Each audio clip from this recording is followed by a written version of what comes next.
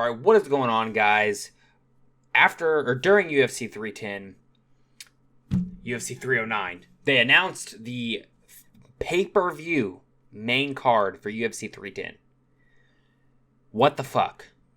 Okay, we're going to get into this. I'm going to react to it, give you early predictions on these fights. It's really not that far away, so I'll do a full breakdown and maybe some of my picks will change. What the fuck, man? So, you have Bilal Muhammad having to pull out due to, I think it was a bone infection. There's no way he could fight. I don't blame him at all. There's no reason for anybody to give him shit online. Okay? He scheduled the fight, to defend his title faster than Leon Edwards has. And I'm not 100% sure, but maybe Usman as well. So I'm not going to give him any flack for that. So, unfortunately, they did find a replacement for Shavkat. But unfortunately, we have Alexander Pantoja, which it's still going to be a good fight. Still, don't get me wrong, it's going to be a good fight. So, we have Pantoja versus Kaya Sakura, main event, UFC 310. I think this is the second time Pantoja has main evented a pay-per-view this year. He did it earlier this year in Brazil. I can't remember. Was it UFC 301? I think it was. But you have the co-main event, Shavkat Rakhmonov versus Ian Gary. This is a number one contender fight. The winner of this fight will fight Bilal Muhammad for the welterweight title. Great fight. Two undefeated fighters. Shavkat Rakhmonov has nothing but finishes. And I don't have the numbers up, but Gary has a good amount of finishes as well. Great fight. I love this fight. Originally, Gary was scheduled to fight Joaquin Buckley in the last event of the year, if I remember correctly.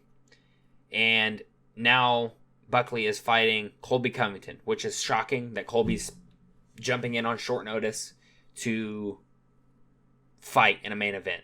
So that's a good fight as well. And newsflash, I'm leaning Buckley. I think I'm going to pick Buckley probably to finish Colby Covington in that fight because it is 5 rounds. Anyway, I'll talk about that later. So, main and co-main event, great. And this co-main event's 5 rounds, which, it needs to be 5 rounds. Because it's a number one contender fight. Then you have Sirgan Volkov. It was rescheduled, put on 310. Great, solid fight. That's kind of a number 2 contender fight, if you will. Because if John is going to fight Tom Aspinall, then, regardless of who wins that fight, if Tom beats John Jones, they'll do a rematch immediately. But let's just assume John Jones beats Tom Aspinall. Then the winner of Sirgan versus Volkov will fight John Jones. And I understand he finished Sirgan relatively quickly, but there's really nobody else at heavyweight. If he beats Tom Aspinall, there's really nobody else at heavyweight if Gane beats Volkov, which I'm kind of leaning him to pick, even though I think Volkov has improved a lot since their last fight. So I'm not going to complain about that. That's a solid fight for the pay-per-view. These last 2 fights are an absolute damn disgrace to this pay-per-view. There are other fights on this card that deserve to be on the pay-per-view, and maybe they'll shuffle it around some more. If they keep, this is the graphic the UFC put out. So I'm just going to take this as, this is what they are keeping. You have Bryce Mitchell versus Kron Gracie, which was announced on this. Why is this on a pay-per-view? Kron Gracie getting Bryce Mitchell doesn't even deserve to fight a ranked opponent. Okay? They're both grapplers. Bryce Mitchell brutally knocked out by Josh Emmett in his last fight. And in Kron Gracie's last fight, just scooted his ass around versus Charles Jourdain, who's now moved up to lightweight. Or moved down to bantamweight, if I remember correctly now. This is an okay fight. You have Bryce Mitchell in very pressure-forward, heavy wrestling. And then you have Kron Gracie, elite jiu-jitsu. So he could get ranked. He could submit Bryce Mitchell. That's possible. They both have good jiu-jitsu. Bryce Mitchell definitely has the better wrestling. This is probably going to be somewhat of a grappling match with some striking laced into it. Decent, look, I'm not even going to lie. That's not that good of a fight at all. This is like a prelims fight, if they want to make this fight. Then you have Nate Landwehr versus Dooho Choi. This does not belong on a pay-per-view. Yes, Nate Landwehr and Dooho Choi always bring it in their fights, and they're always fun and exciting fights.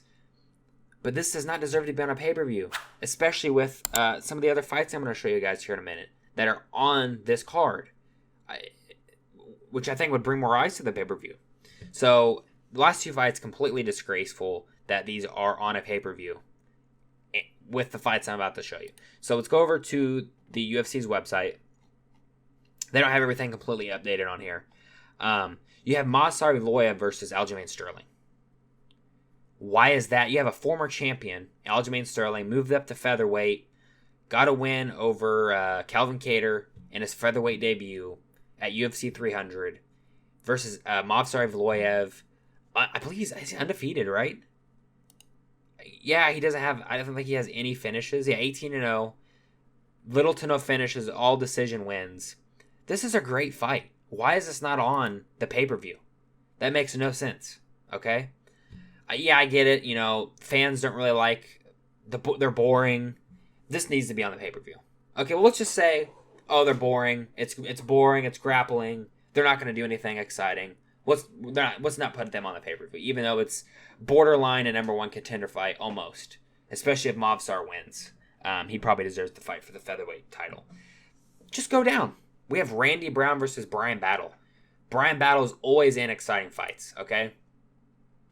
Same with Randy Brown. Randy Brown's always in exciting fights as well. Brian Battle borderline deserves to fight a top 15 opponent right now instead of fighting Randy Brown. His last fight at the Paris, was it Paris card or wherever the hell it was in France. A very exciting fight. I can't remember who the guy he fought. He beat the shit out of that French guy. And then called out the French crowd and flipped them off, said, fuck you. You could throw this deserves to be on there way more than either of these two fights. Especially Nate Landwehr and Dooho Choi. Like, no disrespect to them, but this is going to be a way more exciting fight than probably Bryce Mitchell, Kron Gracie. But let's just say, okay, we don't want to put that on there either. You got the dead body versus dead body. I think this deserves to be on there more than Kron Gracie and Bryce Mitchell. Like, have it open up the pay-per-view. You know, we can hopefully see Dominic Reyes beat Anthony Smith because Anthony Smith talks all high and mighty and then goes out there and shits the bed every time. This will be at least a somewhat, you know, Reyes goes out there and tries to knock people out and finish the fight or get finished himself. So this would be a decent fight to put on the pay-per-view. More than what they already have on there. And then this fight right here, Cody Durden versus Joshua Van. You could easily replace Bryce Mitchell, Kron Gracie with Cody Durden, Joshua Van. They always have fun, exciting fights. It's going to be a fun, striking matchup. I just don't get it. I don't get it at all. And if you're going to put random ass fight, you could just throw Clay Guida and the boys on there. Shout out MMA Joey. Versus Chase Hooper. That would be a very fun, exciting fight to put on this pay-per-view. I really hope they reschedule this around. I think these three fights are solid on the pay-per-view. I think the card overall is a pretty good card. Like, there's a couple... But, I mean, it's not on here or updated on the UFC's website, but Nick Diaz is out. Thimba Garimbo is stepping up to fight Vicente Luque. And I'll probably pick Thimba Garimbo in that fight to out-grapple Vicente Luque. Just wrestle fuck him the whole time. But I don't know. What do you guys think? What do you think of UFC 310? What do you think of the pay-per-view portion here? Do you think it's good? Do you think they should swap some of these fights out?